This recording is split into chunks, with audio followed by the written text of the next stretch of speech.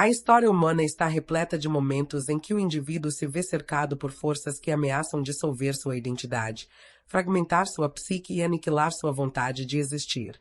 Nesses momentos de colapso iminente, quando o mundo exterior se torna um campo de batalha e os inimigos se multiplicam como sombras ao redor de uma vela tremulante, emerge uma questão essencial. O que sustenta o ser humano quando tudo ao seu redor conspira para destruí-lo? O Salmo 3 não é apenas um texto litúrgico ou poético, é um mapa arqueopsicológico que revela como a consciência humana forja sua soberania interior precisamente no momento de maior ameaça externa. Este cântico ancestral, atribuído a Davi em sua fuga de Absalão, seu próprio filho que buscava usurpar o trono e eliminar o pai, representa muito mais do que um episódio histórico ou uma súplica religiosa. Ele constitui um dos documentos mais profundos sobre o processo pelo qual o eu individual emerge da dissolução, reconstrói suas fronteiras psíquicas e estabelece uma fortaleza interior capaz de resistir ao caos externo e interno. Quando examinamos o contexto histórico deste salmo, encontramos Davi no momento mais vulnerável de sua existência, expulso de Jerusalém, traído por seu filho amado, abandonado por grande parte de seu povo, fugindo descalço e em lágrimas pelo deserto da Judéia. A narrativa bíblica descreve um homem que construiu um reino, que derrotou gigantes, que unificou tribos e estabeleceu uma dinastia, agora reduzido a um refugiado político sem garantias de sobrevivência. Este não é apenas um drama pessoal. É o arquétipo universal da queda, da traição e da perda de tudo aquilo que se considerava sólido e permanente. A arqueologia psicológica nos permite ver além dos fatos históricos e reconhecer neste episódio um padrão que se repete em todas as culturas e épocas, o momento em que o indivíduo perde suas estruturas externas de sustentação e é forçado a descobrir se existe algo interno capaz de sustentá-lo quando tudo desmorona. A diferenciação psicológica, conceito central na psicologia analítica e no desenvolvimento humano, refere-se ao processo pelo qual o indivíduo se separa das identificações coletivas, das projeções familiares e das máscaras sociais para descobrir quem realmente é em sua essência. Este processo raramente ocorre em tempos de paz e prosperidade. Ele é forjado no fogo da adversidade extrema, quando todas as defesas superficiais são arrancadas e a pessoa é confrontada com sua vulnerabilidade radical. O Salmo 3 documenta precisamente este momento de diferenciação forçada, quando Davi não pode mais se apoiar em seu papel de rei, em sua reputação de guerreiro, em sua autoridade política ou mesmo em sua identidade de pai. Todas essas máscaras foram despedaçadas pela traição de Absalão. O que resta quando todas as identificações externas são destruídas? Esta é a pergunta que o Salmo responde através de sua estrutura poética e de sua lógica interna. O texto começa com uma constatação de realidade brutal e sem evasões. Senhor, como se multiplicaram os meus adversários. Muitos se levantam contra mim. Muitos dizem da minha alma, não há salvação para ele em Deus. Esta abertura não é uma reclamação melodramática, é o reconhecimento claro e consciente da situação objetiva. A força interior genuína não nasce da negação da realidade externa, mas de sua aceitação completa e sem ilusões. Davi não minimiza a gravidade de sua situação, não se refugia em fantasias consoladoras, não nega que seus inimigos se multiplicaram e que muitos já o consideram condenado. Esta capacidade de olhar diretamente para o caos, de nomear os adversários e reconhecer a extensão da ameaça, representa o primeiro movimento essencial no processo de construção da soberania interior. A pessoa que não pode ver sua realidade com clareza permanece presa em uma infantilidade psicológica que a torna vulnerável a colapsos repetidos. O desenvolvimento da força interior começa com a coragem de ver o que é, não o que gostaríamos que fosse. A multiplicação dos adversários descrita no Salmo não é apenas quantitativa, é qualitativa. Quando Davi fala de muitos que se levantam contra ele, está articulando uma experiência psicológica universal, o momento em que a ameaça deixa de vir de uma única fonte identificável e passa a vir de todas as direções simultaneamente. Esta é a experiência do cerco existencial, quando o indivíduo sente que não há direção para a qual possa se voltar sem encontrar hostilidade, julgamento ou perigo. Para compreender a profundidade psicológica desta situação, precisamos reconhecer que os adversários externos sempre têm correspondentes internos. Jung observou que o mundo externo frequentemente materializa nossos complexos inconscientes e nossas sombras não integradas.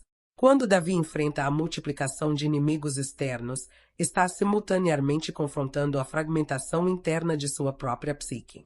A traição de Absalão não apenas ameaça sua vida física, ela coloca em questão toda sua identidade como pai, rei e homem. Cada adversário externo representa uma voz interna que diz: você falhou, você é indigno, você está acabado, não há salvação para você. A afirmação de que muitos dizem da minha alma, não há salvação para ele em Deus representa o ataque mais profundo possível à estrutura psíquica de um indivíduo. Não se trata apenas de uma ameaça física ou política, trata-se de um ataque à possibilidade mesma de redenção, renovação e continuidade existencial. Quando vozes externas e internas convergem para decretar que não há mais esperança, que o indivíduo está além de qualquer possibilidade de resgate ou restauração, estamos diante do que poderíamos chamar de morte psíquica prematura. A pessoa é declarada morta antes de seu tempo, não em termos biológicos, mas em termos existenciais e espirituais. Esta é uma forma particularmente insidiosa de violência psicológica porque mina a própria vontade de continuar existindo. Quando acreditamos que não há salvação possível, quando internalizamos o veredicto de que estamos condenados sem apelação, perdemos o impulso vital que nos mantém lutando, crescendo e nos transformando. O Salmo 3 registra este momento de ataque total à esperança, mas o faz precisamente para documentar como a consciência pode responder a este ataque e emergir fortalecida. A resposta de Davi a esta constatação devastadora não vem na forma de argumentação, negação ou tentativa de convencer os adversários. Ela vem na forma de uma afirmação interior que contrasta radicalmente com o coro de vozes externas. Tu, porém, Senhor, és o escudo em volta de mim, a minha glória e o que exalta a minha cabeça.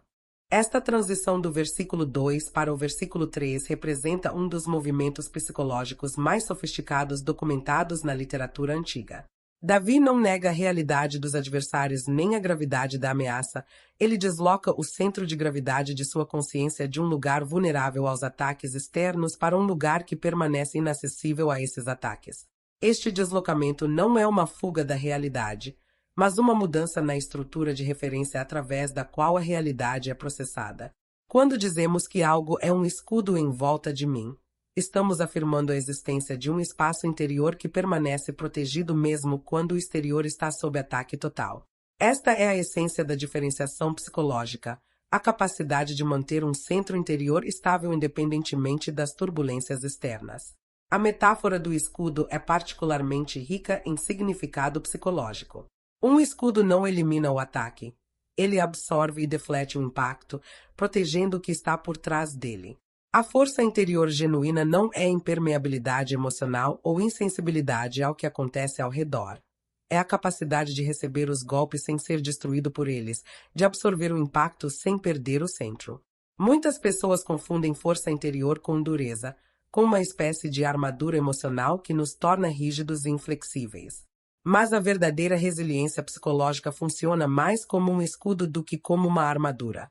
Ela permite movimento, flexibilidade e adaptação, ao mesmo tempo em que mantém a integridade do núcleo protegido. Quando Davi identifica o divino como escudo em volta dele, está articulando a experiência de um centro psíquico que permanece intacto mesmo quando cercado por forças hostis. Este centro não é uma construção do ego consciente. É algo mais profundo, uma conexão com uma fonte de sustentação que transcende a personalidade superficial. A expressão minha glória e o que exalta a minha cabeça adiciona outra dimensão crucial a esta resposta interior. A glória aqui não se refere a reconhecimento social ou êxito mundano, ambos perdidos para Davi em sua fuga. Refere-se à dignidade ontológica, ao valor intrínseco que permanece independentemente das circunstâncias externas. Exaltar a cabeça significa manter a consciência erguida, a capacidade de enxergar além da situação imediata, de não ser esmagado pelo peso das circunstâncias até o ponto de perder a perspectiva. Quando uma pessoa passa por adversidades extremas, um dos primeiros sinais de colapso psicológico é a incapacidade de levantar a cabeça, tanto literal quanto metaforicamente. A depressão severa se manifesta frequentemente em uma postura física curvada, olhos baixos, incapacidade de olhar para frente ou para cima.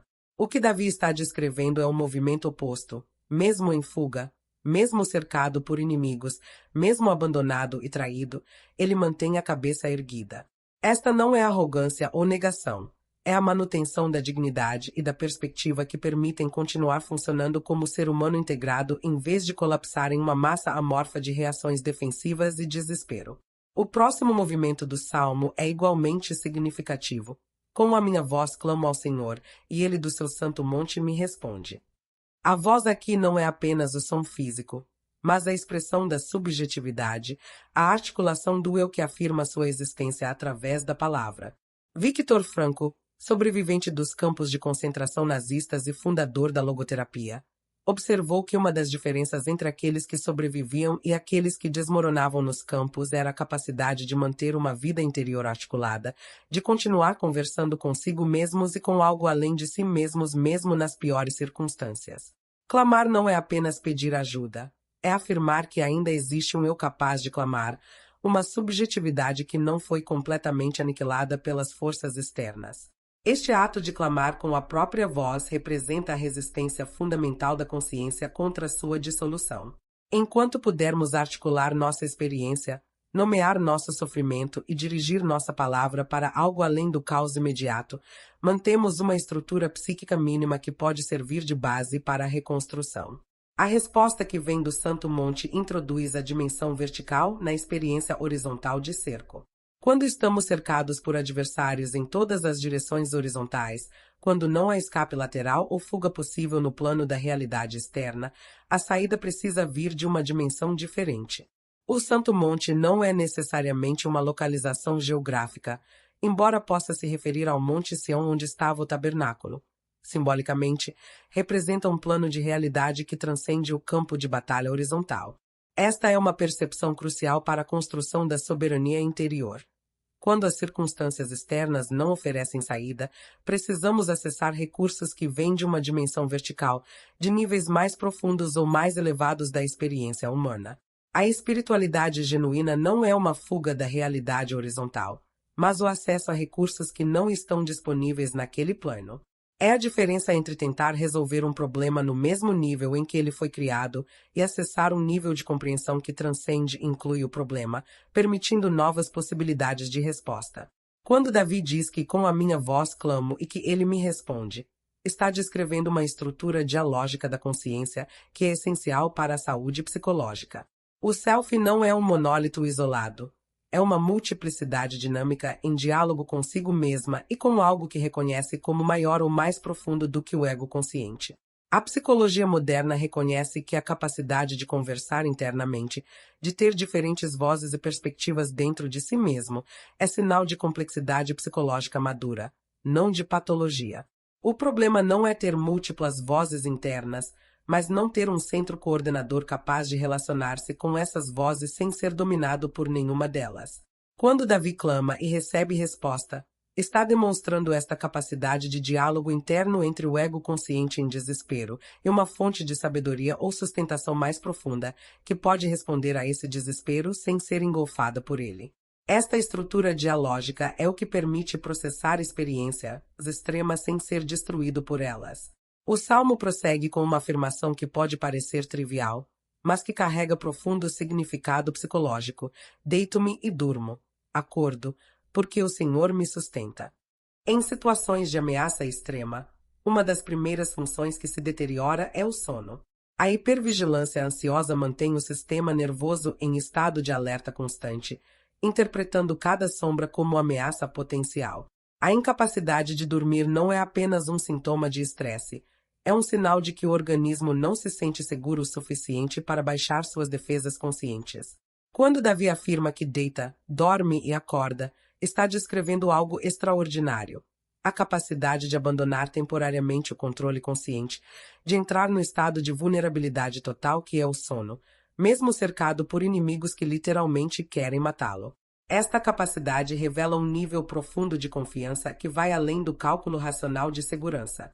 Quando Davi afirma que deita, dorme e acorda, está descrevendo algo extraordinário. a capacidade de abandonar temporariamente o controle consciente, de entrar no estado de vulnerabilidade total que é o sono, mesmo cercado por inimigos que literalmente querem matá-lo. Esta capacidade revela um nível profundo de confiança que vai além do cálculo racional de segurança.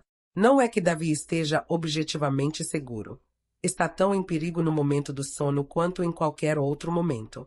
O que mudou não foi a situação externa, mas a estrutura psíquica interna que lhe permite descansar mesmo na tempestade. A capacidade de dormir em meio ao caos é um indicador preciso de resiliência psicológica. Pessoas que desenvolveram força interior genuína mantêm ritmos básicos de autocuidado mesmo em circunstâncias adversas. Comem quando possível, dormem quando podem, mantêm alguma estrutura de rotina que âncora a consciência em processos orgânicos fundamentais. Aqueles que colapsam psicologicamente frequentemente perdem esses ritmos básicos, param de comer adequadamente, não conseguem dormir ou dormem em excesso, perdem toda a estrutura temporal. O fato de Davi poder deitar, dormir e acordar revela que ele mantém uma confiança fundamental na continuidade de sua existência, uma confiança que não depende de garantias externas, mas de uma estrutura interna de sustentação. Esta é a diferença entre medo funcional, que nos mantém alertas para perigos reais, e ansiedade patológica, que nos mantém em estado de terror constante que esgota todos os recursos psíquicos e físicos. A frase "porque o Senhor me sustenta" aponta para a fonte desta capacidade extraordinária. A sustentação não vem da própria força de Davi, de sua capacidade de se proteger ou de alguma garantia de segurança externa. Vem de uma fonte que ele reconhece como transcendente ao seu ego consciente, mas imanente em sua experiência vivida. Esta é uma distinção crucial na compreensão da força interior. Ela não é autogerada no sentido narcisista de alguém que se considera autossuficiente e independente de qualquer coisa além de si mesmo. Esse tipo de pseudo-força colapsa rapidamente quando testada porque está baseada em uma inflação do ego que não tem fundamento real. A força interior genuína reconhece sua dependência de fontes que transcendem o ego consciente, seja chamemos essas fontes de inconsciente coletivo, self arquetípico, dimensão espiritual ou divindade. O paradoxo é que o reconhecimento desta dependência, longe de enfraquecer o indivíduo, é precisamente o que permite acessar recursos psíquicos que não estão disponíveis para o ego isolado e inflacionado. Esta compreensão tem implicações profundas para pessoas em diferentes contextos socioeconômicos. Para aqueles em situação de pobreza, que enfrentam diariamente ameaças à sobrevivência física e que vivem com recursos materiais precários, o Salmo 3 oferece algo além de mera consolação religiosa. Oferece um mapa para a construção de uma soberania interior que não depende de posses materiais ou segurança externa. Quando não há segurança objetiva, quando o mundo externo é realmente hostil e ameaçador, a capacidade de encontrar um centro interno que se mantém estável torna-se não um luxo espiritual, mas uma necessidade de sobrevivência psicológica. As comunidades pobres frequentemente desenvolvem formas profundas de resiliência espiritual precisamente porque não têm o luxo de depender de bufês materiais contra a adversidade. O Salmo valida esta experiência e oferece uma estrutura para compreendê-la não como resignação passiva, mas como forma sofisticada de força interior. Para a classe média, que muitas vezes baseia sua identidade e sensação de segurança em estruturas externas como carreira, propriedade, status social e redes de relacionamento, o Salmo 3 oferece um desafio diferente, mas igualmente necessário. Quando essas estruturas são ameaçadas por perda de emprego, colapso financeiro, escândalo social ou traição familiar, o indivíduo de classe média frequentemente descobre que sua força interior está menos desenvolvida do que imaginava. Toda a segurança estava depositada em coisas externas que podem ser perdidas. O Salmo convida a uma diferenciação psicológica que não nega o valor das estruturas externas, mas que não deposita nelas a totalidade da identidade e do sentido de valor. Esta diferenciação não enfraquece a pessoa para lidar com o mundo externo, fortalece, porque permite navegar perdas e transformações sem colapso total da identidade. Para a classe média alta e os setores próximos ao poder e à influência, o Salmo 3 apresenta um espelho particularmente desconfortável. Absalão não era um inimigo externo, mas o filho amado que cresceu no palácio e que tinha acesso a todos os privilégios do poder. A traição vem de dentro do círculo íntimo, de quem tinha tudo para ser leal e protetor.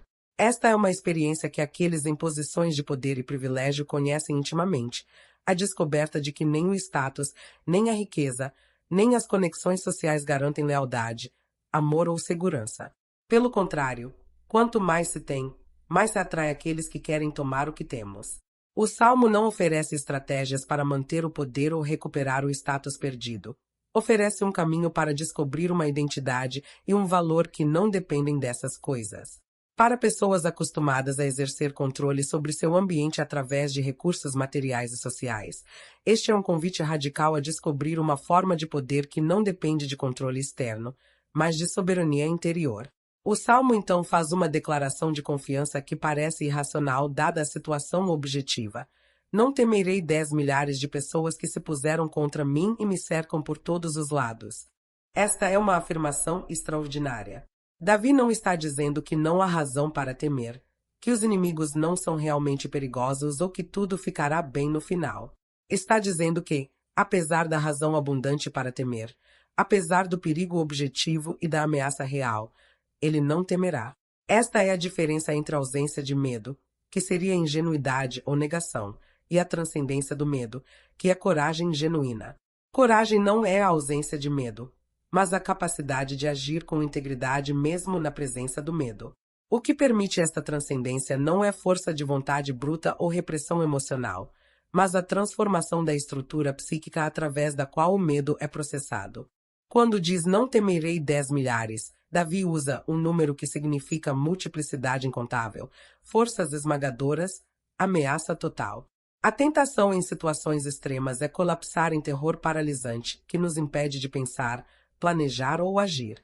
O medo patológico não nos protege, nos paralisa. O desenvolvimento da força interior inclui aprender a modular a resposta de medo de modo que ela nos informe sobre perigos reais sem nos incapacitar. Esta modulação só é possível quando existe um centro psíquico que não está completamente identificado com o mecanismo de medo. Se somos inteiramente nosso medo, quando o medo surge, toda nossa capacidade de responder colapsa. Mas se existe um centro de consciência que pode observar o medo, reconhecê-lo como resposta natural à ameaça real, mas não ser completamente dominado por ele, então podemos funcionar mesmo em situações que objetivamente justificam medo intenso. A frase que se puseram contra mim e me cercam por todos os lados reitera a experiência de cerco total, de não haver direção segura para a qual se voltar. Esta é uma das experiências psicológicas mais desestabilizadoras possíveis. Quando somos atacados de uma direção, podemos nos defender voltando-nos para aquela direção específica. Mas quando o ataque vem simultaneamente de todas as direções, as estratégias normais de defesa se tornam inadequadas. Este é o momento que força uma transformação qualitativa na resposta. Não podemos nos defender adequadamente no plano horizontal. Precisamos acessar uma dimensão diferente de resposta. Esta é precisamente a função do desenvolvimento espiritual e psicológico. Oferecer recursos que não estão disponíveis em níveis mais superficiais de organização da personalidade. O cerco total força uma descida ou uma ascensão, uma penetração em profundidades da psique onde existem recursos que não sabíamos que tínhamos. O salmo então muda de declaração para súplica, mas uma súplica de tipo particular. Levanta-te, Senhor. Salva-me, meu Deus. Este é um grito de guerra, não um lamento impotente. Davi não está pedindo para ser poupado da batalha ou removido da situação difícil. Está invocando recursos para enfrentar a batalha de modo eficaz. O verbo levanta-te sugere algo que estava latente, mas que agora precisa se tornar ativo. Potencial que precisa se tornar manifesto. Psicologicamente, isto representa a invocação de aspectos mais profundos ou mais elevados da personalidade total que habitualmente permanecem dormentes, mas que podem ser mobilizados em momentos de necessidade extrema. A psicologia transpessoal e a neurociência contemplativa demonstraram que seres humanos têm acesso a estados de consciência e recursos psicológicos que não usamos habitualmente, mas que podem ser ativados através de práticas específicas ou sob pressão extrema. O que Davi está fazendo é invocar conscientemente esses recursos mais profundos. Quando diz salva-me, meu Deus, está reconhecendo simultaneamente sua necessidade e sua conexão com algo que pode responder a essa necessidade. A capacidade de pedir ajuda é em si uma forma de força, não de fraqueza. Pessoas com pseudo-força frequentemente têm dificuldade enorme em reconhecer necessidade e pedir ajuda, porque sua falsa autossuficiência colapsa quando admitem dependência. Mas a força interior genuína pode ser vulnerável porque sua estabilidade não depende de manter uma imagem de invulnerabilidade. A verdadeira soberania interior inclui a capacidade de ser interdependente, de reconhecer que estamos inseridos em redes de relação que nos sustentam e que, por sua vez, sustentamos. Esta interdependência não diminui a individualidade, a completa e a fortalece, porque uma individualidade madura sabe que não pode existir no vácuo, mas apenas em relação. A súplica prossegue com uma afirmação que pode parecer violenta. Tu feres a todos os meus inimigos no queixo e quebras os dentes dos ímpios. Esta linguagem de violência precisa ser compreendida em seu contexto simbólico e psicológico. Os dentes simbolizam a capacidade de devorar, destruir, consumir. Quando vozes internas e externas nos atacam, frequentemente o fazem através da linguagem devoradora, críticas que buscam consumir nossa autoestima, nosso sentido de valor, nossa vontade de existir. Quebrar os dentes dos inimigos não é necessariamente sobre violência física, é sobre desativar o poder dessas vozes de nos consumir. É estabelecer fronteiras psíquicas que impedem que críticas destrutivas, julgamentos maliciosos e ataques à nossa dignidade penetrem até o núcleo da identidade. Ferir no queixo é desestabilizar a capacidade do adversário de articular seu ataque, de torná-lo impotente para continuar sua campanha destrutiva. Esta imagem também nos lembra que a construção da força interior às vezes requer agressividade saudável, a capacidade de dizer não, de estabelecer limites firmes, de recusar participar de dinâmicas que nos diminuem. Muitas tradições espirituais enfatizam tanto a compaixão, a aceitação e a não-violência que acabam criando indivíduos incapazes de autodefesa psicológica apropriada. A força interior genuína inclui o que poderíamos chamar de agressividade sagrada, a capacidade de proteger ferozmente a integridade da própria alma contra forças que buscam violá-la ou devorá-la. Esta não é violência gratuita ou vingança, é autodefesa psicológica apropriada. Quando alguém busca nos destruir, psicológica ou fisicamente, temos não apenas o direito, mas o dever de neutralizar essa ameaça, de quebrar o poder que ela tem sobre nós. Esta quebra pode ser literal em casos de autodefesa física, mas mais frequentemente é psicológica. A recusa de internalizar julgamentos destrutivos, a capacidade de ver através de projeções maliciosas, o poder de não ser definido pelos ataques que recebemos. O Salmo conclui com uma afirmação que desloca completamente o foco do drama pessoal para um reconhecimento mais amplo. A salvação vem do Senhor, sobre o teu povo seja a tua bênção. Esta conclusão é notável. Depois de todo o foco na ameaça pessoal, nos inimigos que cercam, no medo e no perigo, Davi termina não com uma petição para si mesmo, mas com um desejo de bênção para toda a comunidade.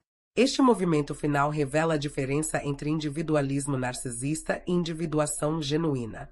O narcisismo fica preso em sua própria situação, incapaz de ver além de suas necessidades e feridas imediatas.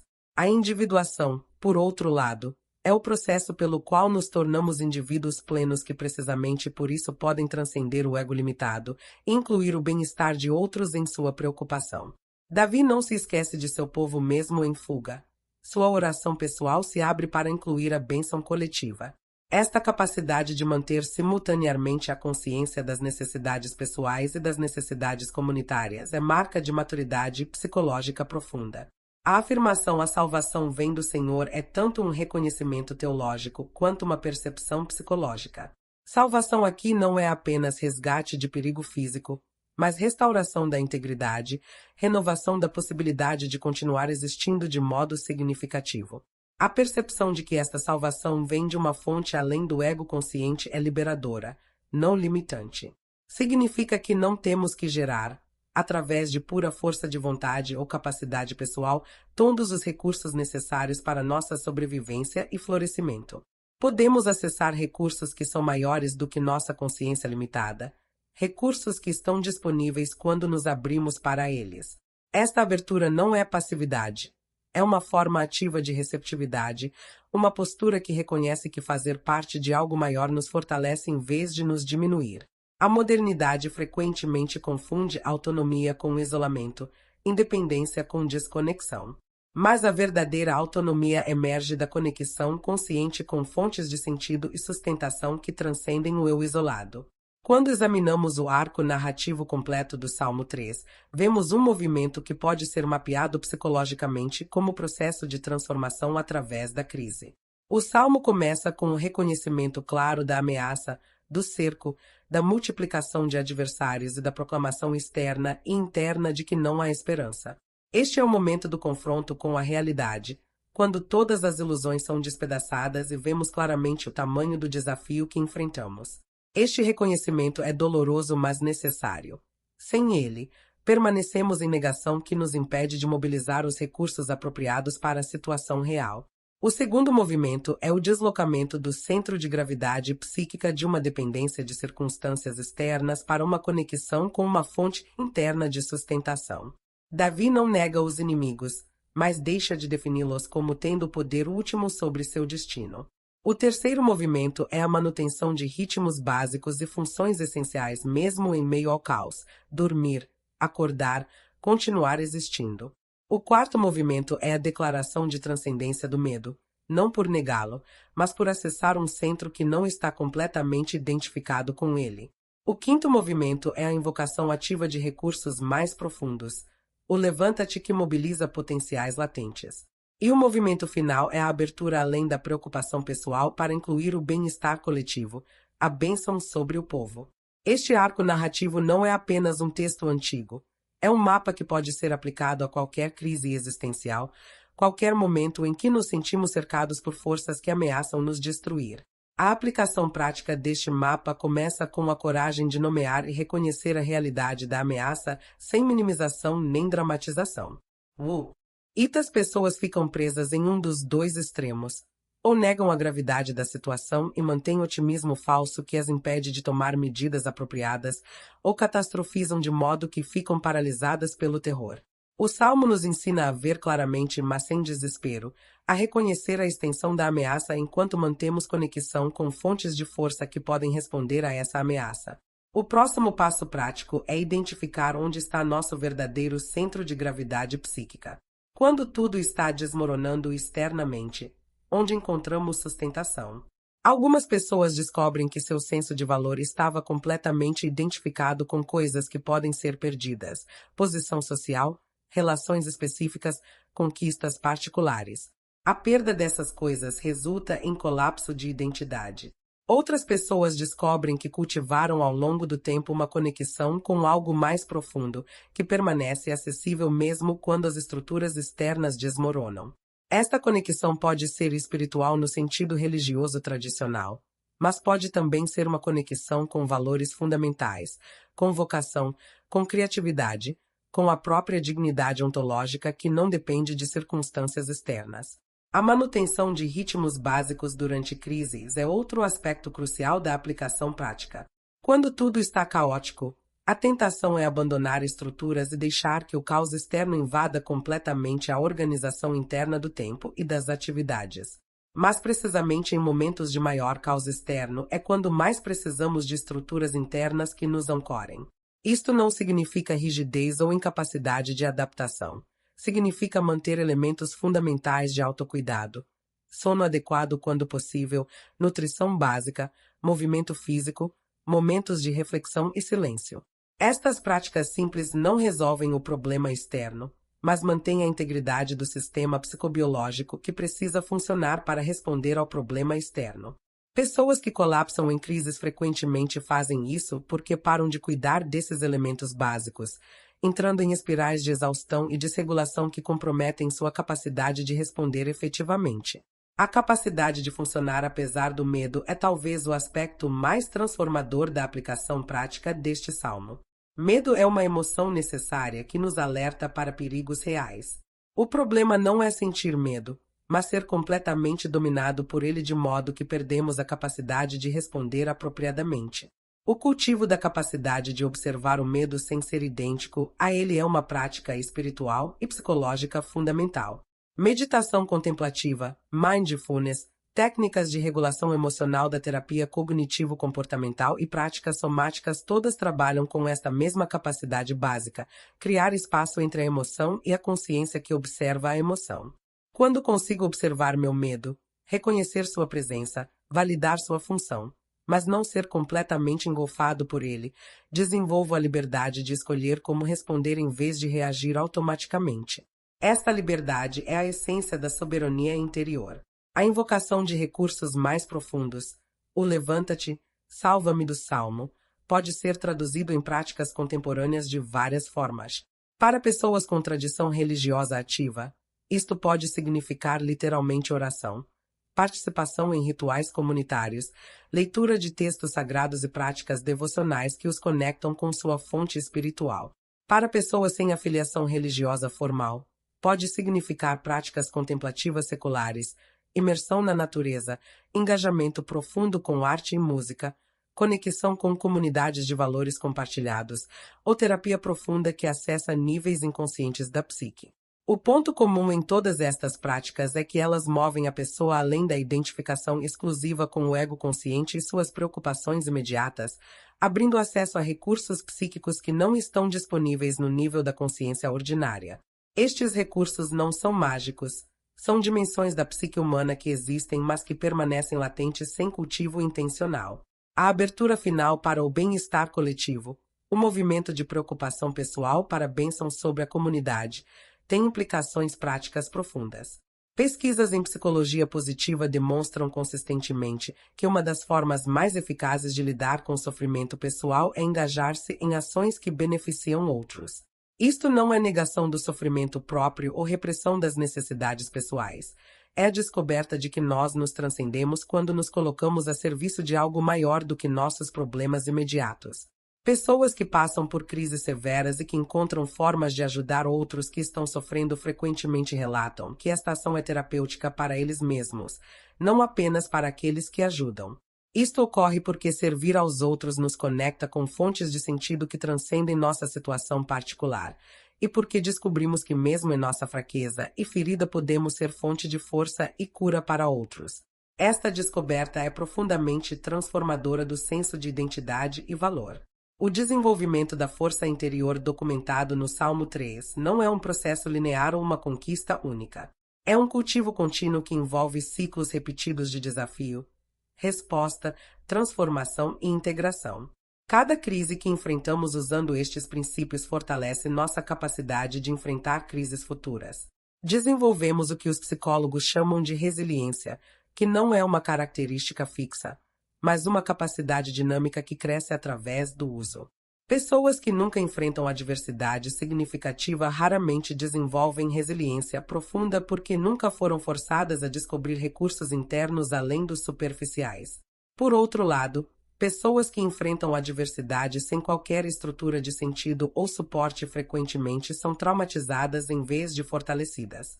O que faz a diferença é a presença de estruturas de sentido, práticas de sustentação e comunidades de suporte que permitem processar a adversidade de modo transformador em vez de meramente destrutivo. A soberania interior cultivada através dos princípios do Salmo 3 não nos torna impermeáveis ao sofrimento ou imunes a feridas. Continuamos a sentir dor, medo, tristeza e todas as emoções humanas normais em resposta a situações difíceis. O que muda é nossa relação com essas emoções e situações. Em vez de sermos completamente definidos e dominados por elas, desenvolvemos a capacidade de mantê-las e processá-las sem sermos destruídos. Esta contenção não é repressão.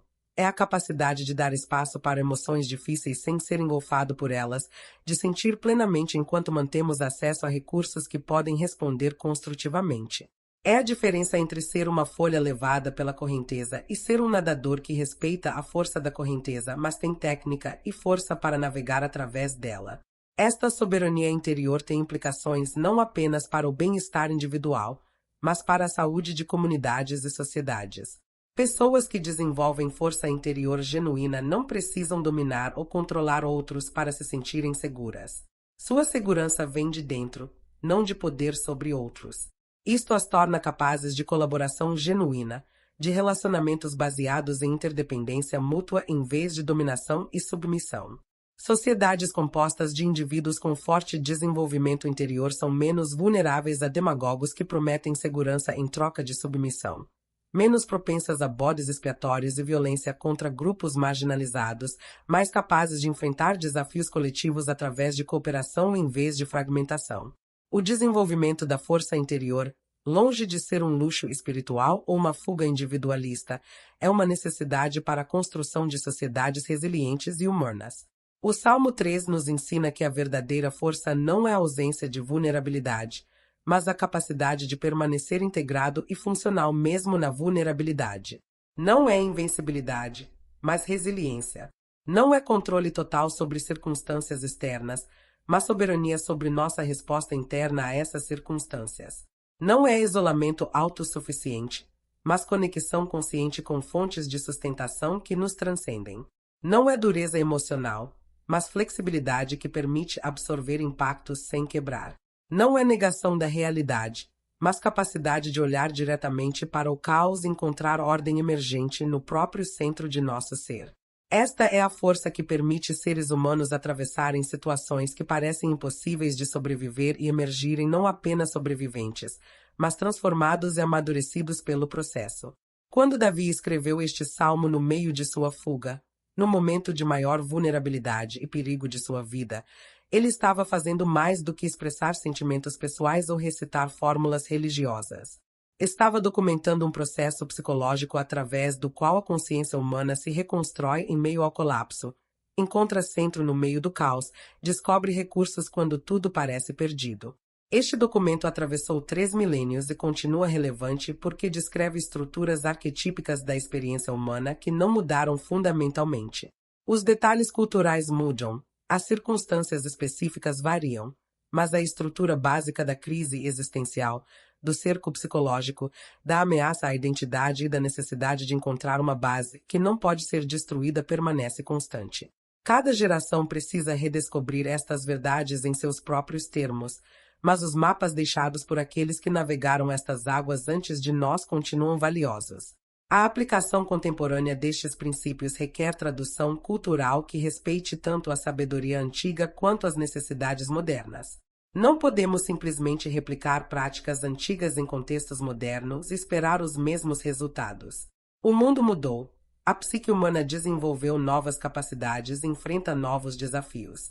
Mas os princípios fundamentais permanecem válidos. A necessidade de reconhecer realidade sem negação, o cultivo de um centro interior que transcende circunstâncias externas, a manutenção de práticas básicas que sustentam integridade psicobiológica, o desenvolvimento de capacidade de observar emoções sem ser dominado por elas, o acesso a recursos que transcendem o ego consciente, e a abertura além de preocupação egoica para incluir bem-estar coletivo. Estes princípios podem ser expressos em linguagem religiosa tradicional ou em terminologia psicológica contemporânea, em práticas contemplativas antigas ou em técnicas terapêuticas modernas. A forma varia, mas a estrutura essencial permanece. O que o Salmo 3 oferece em última análise é esperança que não é negação nem otimismo barato, mas a confiança profunda de que existe algo em nós e além de nós que pode responder mesmo às situações mais desesperadoras. Esta esperança não garante que tudo ficará bem no sentido externo, que recuperaremos o que perdemos ou que seremos poupados de sofrimento. Garante algo mais profundo, que podemos atravessar o sofrimento sem ser destruídos por ele, que podemos perder tudo externamente e ainda assim manter nossa dignidade e integridade essenciais, que mesmo quando cercados por 10 milhares de adversários permanece um centro que não pode ser cercado porque habita uma dimensão que transcende o campo de batalha horizontal. Esta é a promessa e o desafio do Salmo. Descobrir este centro através do próprio processo de ser testado ao limite, forjar soberania interior precisamente no momento em que toda soberania externa é destruída, emergir do vale da sombra não como quem nunca foi ameaçado, mas como quem foi ameaçado até o limite e descobriu que existe algo nele que não pode ser ameaçado.